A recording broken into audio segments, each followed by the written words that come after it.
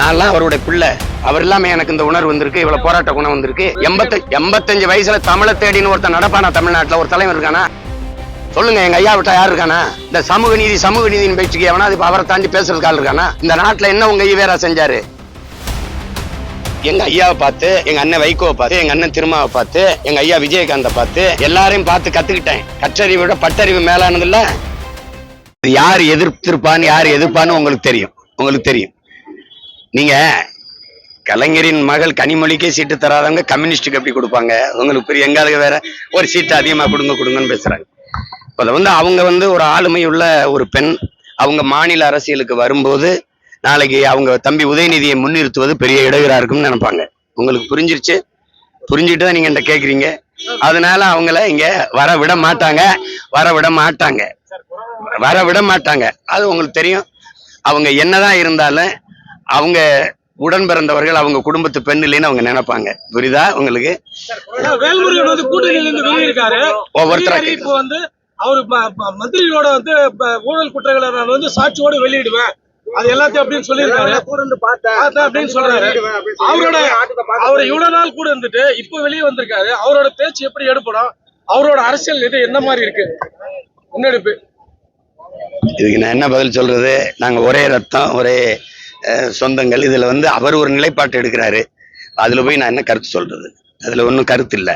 அவரு சொல்றது இப்பவாது சொல்றாருன்னு நீங்க பெருமைப்படுங்க.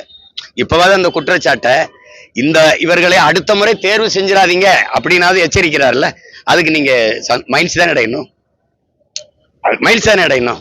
ஒரு சீட்டுக்காக சரணடைஞ்சு ஆமான்னு சொல்லி சைத்து போகாம வெளியில அடுத்த முறை தேர்வு செஞ்சிடாதீங்க இவங்களை எச்சரிக்கிறார்ல, அதுக்கு பாராட்டுங்க. எல்லாராலும் கைவிடப்பட்ட ராமதாஸ் சசிகலாவோட இணைஞ்சிருக்காரு. எங்களை பார்த்து எல்லா கட்சியும் பயப்பட ஆரம்பிச்சிருக்கு அப்படின்னு ஒரு ஸ்டேட்மெண்ட் கொடுத்திருக்காரு. எல்லாராலும் நீங்க கட்சிகளால கைவிடப்பட்டதா சொல்லாதீங்க. மக்கள் எங்க ஐயாவை கைவிடுவாங்கன்னு நினைக்கிறீங்களா? அப்படி சொல்லுங்க. நீங்க எப்படி அப்படி சொல்றீங்க? அப்படி சொல்லாதீங்க. நான்லாம் அவருடைய பிள்ளை. அவர் இல்லாம எனக்கு இந்த உணர்வு வந்திருக்கு, இவ்வளவு போராட்ட குணம் வந்திருக்கு. 85 வயசுல தமிழை தேடின்னு ஒருத்தன் நடப்பானா? தமிழ்நாட்டுல ஒரு தலைவர் இருக்கானா? சொல்லுங்க. எங்க ஐயா விட்டா யாரு இருக்கானா? இந்த சமூக நீதியின் பேச்சுக்கு எவனா இப்ப அவரை தாண்டி பேசுறதுக்கு ஆள் இருக்கானா? நான் இன்னைக்கு பேசுறேன்னா அவர் கத்துக் கொடுத்ததுதான். இந்த நாட்டுல என்ன உங்க ஈவேரா செஞ்சாரு? எங்க ஐயா ஆணமுத்து போட்ட பிச்சை 69 விழுக்காடு இடஒதுக்கீடு மண்டல கமிஷன்ல. எவன் பேசுற நீ? இந்த நாட்டுல வகுப்பாரி பிரதிநிதித்துவம் இன்னும் பேசிட்டு இருக்கிற ஒரு மகன் இருக்காருன்னா எங்க ஐயா தான். நீங்க என்னங்க கட்சி எப்படி பேசுறீங்க? கட்சி என்ன கட்சி? மக்கள் கைவிடுவாங்களா? அப்புறம்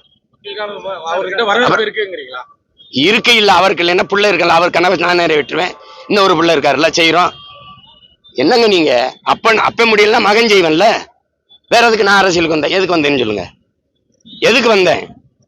இப்ப என்ன எல்லாரும் கூப்பிட்டாங்க, நான் போகல. அப்ப நான் அவங்கள கைவிட்டேன்னு சொல்லுவாங்களா, இல்ல அவங்க என்னை கைவிட்டாங்கன்னு சொல்வீங்கள? இந்த வயசுலயும் ஏதாவது இந்த நாட்டுக்கு செய்யணும்னு நினைக்கிறாருல, அந்த எண்ணத்தை பாராட்டுங்க. ஏன் போய் வீட்டுல போய் படுப்போம்? என்னத்தையோ போயிட்டு போகுது நாடு, ஏதோ நாசமாயிட்டு போகுதுன்னு படுக்கலாம்ல. அப்ப செய்யல இல்ல. இன்னைக்கு உங்களை உட்காந்து பேசி ஏதாவது ஒண்ணு பேசிட்டு இருக்காருல, இயங்குறாருலங்க, அதுக்கு கைதட்டுங்க, பாராட்டுங்க. என்னங்க? ஆமா. எங்க ஐயாவை பார்த்து, எங்க அண்ணன் வைகோவை பார்த்து, எங்க அண்ணன் திருமாவை பார்த்து, எங்க ஐயா விஜயகாந்த பார்த்து எல்லாரையும் பார்த்து கத்துக்கிட்டேன். கற்றறிவை விட பட்டறிவு மேலானது இல்ல. 22 நாடுகளை எதிர்த்து சண்டை போடும்போது என் தலைவன் எந்த நாட்டிலையும் ராணுவ உதவி கேட்கல. தனியா ஒத்தையாளன்னு தான் சண்டான். அதை இப்போ சொல்றங்கல்ல, மொத்த கட்சி கூட்டணியா ஒத்த கட்சி மோதி வெல்லும். புரியுது? காரணம் மொத்தத்துல வீரம் வேணும்னு சொல்லல மாடா.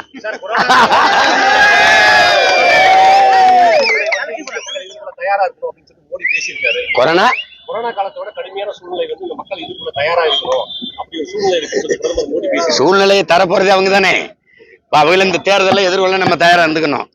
என்ன சூழ்நிலை வருது? நீங்க என்ன சொல்றது? நீங்க ஏற்றுக்கொண்ட பொருளாதார கொள்கை, தனியார் மய தாராளமய உலக மயத்துல ஒவ்வொரு நாட்டையும் சார்ந்து இருந்தவொடனே அவன் அமெரிக்காக்கிறேன் ஈரான் மேல போறதுண்டா எனக்கு எரிகாற்று வர மாட்டேங்குது. இப்ப எரிகாற்றுல நான் தற்சார்பு அடையுங்கிறேன். அப்ப என்னை தானே நீங்க தேர்வு செய்யணும். எங்க வந்தவன் செய்யலைன்னா செய்யறன்னு சொல்றவனை வர வைக்கணும்லங்க. அதை விட்டுவிட்டு நீ அவர் சொல்றாரு இவர் சொல்றாரு அப்படின்னா இந்த பேரிடர் காலம். இப்ப சிலிண்டர் இல்ல, இப்ப எரிபொருள் தட்டுப்பாடு, பெட்ரோல் டீசல் என்ன வண்டியை விட்டுட்டு இப்ப தொடச்சிட்டு சும்மா சைக்கிள் தான் போண்டிதான். மறுபடியும் சைக்கிள், நான் கூட சைக்கிள்ல ஓட்டு கேட்க போலாமான்னு கூட இருக்கேன்.